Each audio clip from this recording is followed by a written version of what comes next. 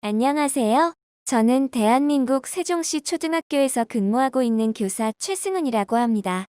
직접 선생님을 만나 뵙길 기대했는데 코로나19로 직접 뵐 수 없어서 많이 아쉽긴 하지만 이렇게 온라인 영상 컨텐츠로 인사드리고 연수를 진행할 수 있게 되어 매우 기쁩니다. 저는 이러닝 세계화 공통 모듈 3-1 언플러그드 활동을 맡게 되었습니다. 컴퓨터와 스마트폰이 급격하게 발달하면서 우리의 삶과 생활이 다방면에서 바뀌고 있는데요. 이번 시간에는 소프트웨어와 우리 삶의 관계에 대해 알아보도록 하겠습니다. 제가 담당한 연수의 목차입니다. 첫 번째 활동은 한국에서 이루어지고 있는 소프트웨어 교육에 대해 간략하게 소개를 해드리고 초중등 학생들에게 적용 가능한 활동으로 컴퓨터와 삶의 관계, 어플리케이션 분석하기 순으로 활동을 진행하겠습니다. 먼저 한국의 소프트웨어 교육입니다. 한국에서의 소프트웨어 교육은 2015 개정 교육과정부터 소프트웨어 교육이 도입되어 초, 중, 고등학교 학생들이 소프트웨어 교육을 받고 있습니다. 소프트웨어 교육의 목적은 CT를 신장하여 문제 해결 능력을 신장하는 데 있습니다. CT는 컴퓨테이셔널 싱킹의 줄임말로 컴퓨터처럼 생각하는 컴퓨팅 사고력을 말합니다.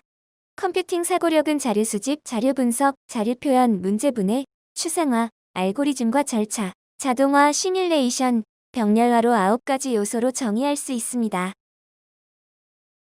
이러한 컴퓨팅 사고력을 신장하기 위한 한국에서의 소프트웨어 교육은 언플러그드 활동, EPL 활동, 피지컬 컴퓨팅 활동으로 크게 3가지 방법으로 진행하고 있습니다. 한국 학생들은 대체적으로 소프트웨어 교육을 좋아하는데요. 교육 내용 특성상 컴퓨터실에서 수업을 하거나 태블릿 PC를 활용하여 수업을 하는 경우가 많아서 학생들에게 더 흥미롭게 다가가는 것 같습니다.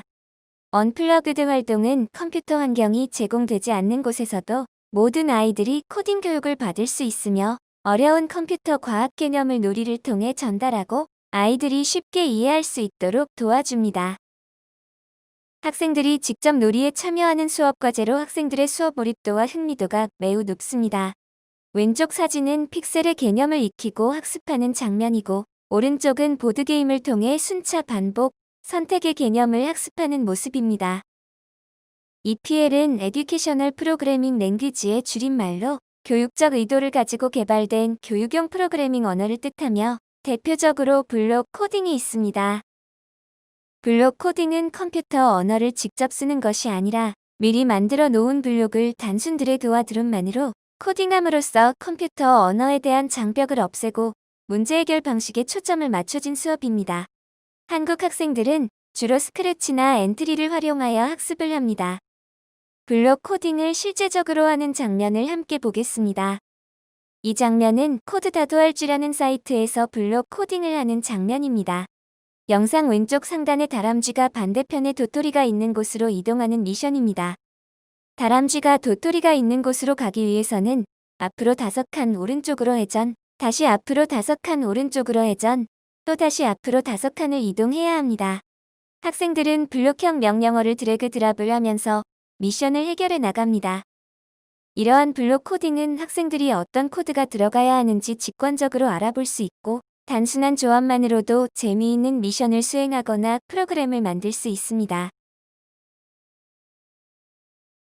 본 영상은 초등학교 6학년 학생들이 레고 마인드스톰의 퍼레이드를 위한 명령어를 입력하고 구동하는 장면입니다. 경우에 따라서는 블록 코딩이 아니라 이 영상처럼 색깔로 명령을 내리고 움직이는 교구도 있습니다. 본 챕터에서는 아까 말씀드린 것처럼 SW 교육 중 언플러그드 활동을 다루고 있습니다. 초, 중등학생 모두 체험할 수 있는 활동으로 구성되어 있으며 교재의 언플러그드 학습지를 기반으로 하여 여러 가지 언플러그드 활동에 대해 소개해드려야 합니다. 첫 번째 언플러그드 활동으로 컴퓨터와 우리 삶의 관계입니다. 여기서 컴퓨터는 단순 노트북이나 데스크톱만을 의미하는 것이 아니라 우리가 가지고 있는 스마트폰, 태블릿 PC와 같은 디바이스 모두를 뜻합니다. 본 내용과 관련된 한국 초등학교 성취 기준은 소프트웨어가 적용된 사례를 찾아보고 우리 생활에 미치는 영향을 이해한다입니다. 이번 강의에서 소개하는 활동들은 한국에서의 SW 교육에 가장 먼저 다루는 내용으로 소프트웨어와 우리의 삶 사이의 관계에 대해 알아봅니다.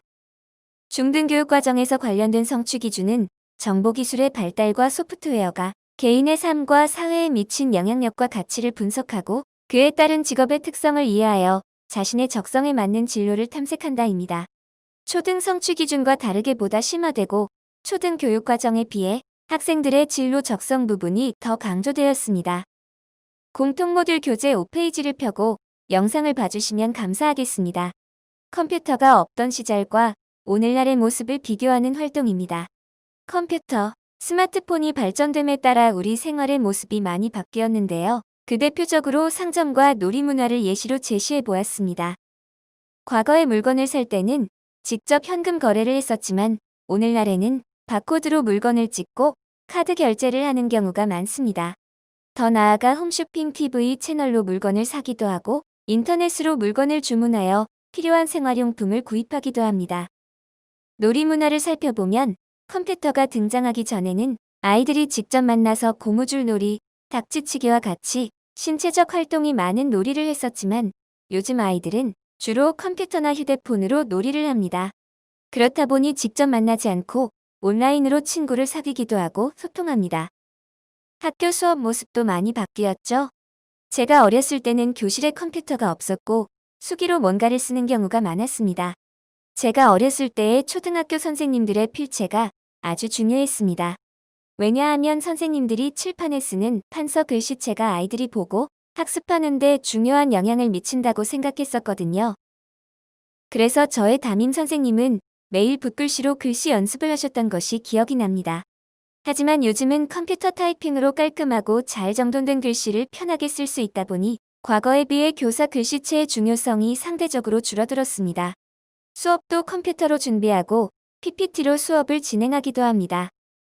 선생님들이 느끼시는 컴퓨터로 인해 달라진 우리 생활의 모습에는 어떤 것들이 있나요? 잠시 생각해보는 시간을 가지면 좋을 것 같습니다. 생활 속에서 사용하는 소프트웨어가 주는 편리함은 무엇이 있을까요? 저 같은 경우에는 가장 먼저 생각나는 소프트웨어는 내비게이션입니다. 내비게이션 덕분에 처음 가는 곳도 쉽게 찾아갈 수 있고 초행길에 대한 두려움이 많이 없어졌습니다. 만약 내비게이션이 없다면 지도를 보고 지도에 나타나지 않는 부분이 있다면 길을 가면서 다른 사람들에게 물어서 길을 찾아갔을 것입니다. 저희 반 아이들에게 본 활동을 진행했을 때는 PPT를 활용한 발표 수업을 많이 해서 그런지 PPT에 대한 이야기를 가장 많이 했습니다. PPT로 발표 자료를 제작하고 여러 슬라이드 쇼와 애니메이션 효과는 사람들이 발표에 집중할 수 있도록 도움을 줍니다. 만약 다시 컴퓨터가 없어진다면 우리의 생활은 어떻게 바뀔까요? 저는 예시로 영화관을 들어보았습니다.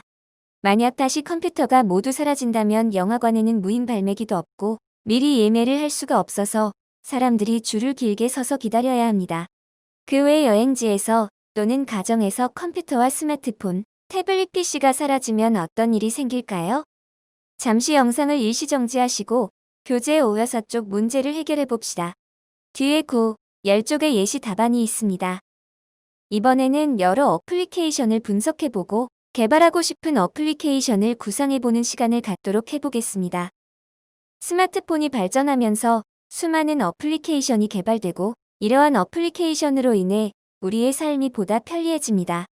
하루에도 수십 번, 수백 번씩 스마트폰에 어플리케이션을 통해 다른 사람과 소통하기도 하고 다양한 컨텐츠를 제작하고 업무를 수행하기도 합니다. 선생님들이 가장 많이 쓰는 어플리케이션은 무엇인가요?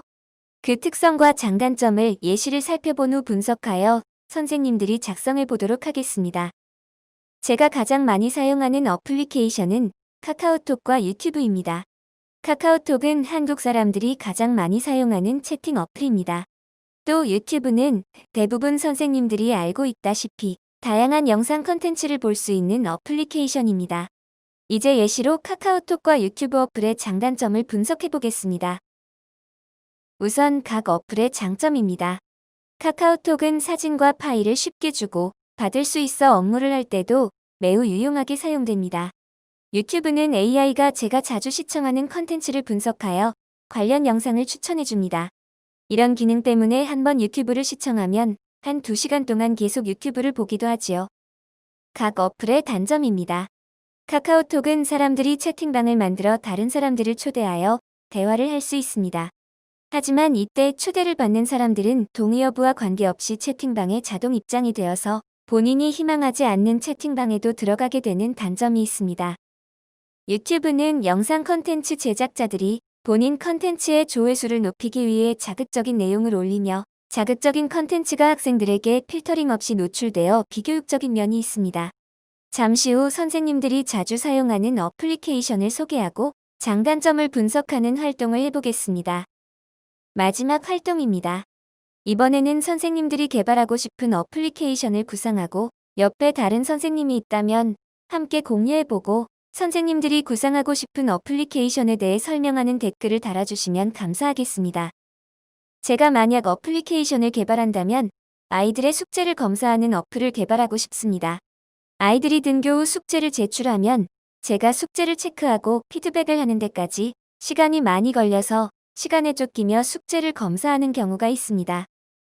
하지만 제가 개발하고 싶은 어플은 학생들이 가정에서 숙제를 다 마친다면 굳이 등교를 하고 숙제를 제출하는 것이 아니라 어플리케이션에 가정에서 즉각적으로 숙제 결과물을 사진이나 파일, 댓글로 업로드할 수 있으면 좋을 것 같습니다.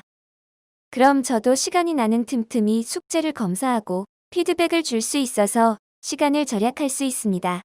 물론 이 어플에서 학생들은 다른 학생들이 제출한 과제를 볼 수 없도록 일대다 형식의 공간이 있어야겠죠.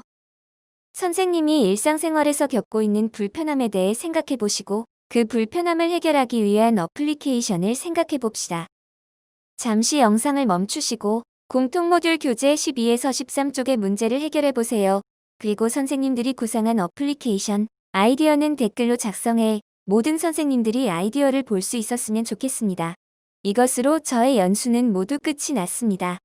제가 다룬 부분은 언플러그드 활동 중 가장 기초적인 활동으로 학생들이 소프트웨어와 우리의 삶 사이의 관계를 이해하는 것에 목적을 두고 있습니다. 본 연수로 선생님들의 SW 교육에 도움이 되었으면 합니다. 감사합니다.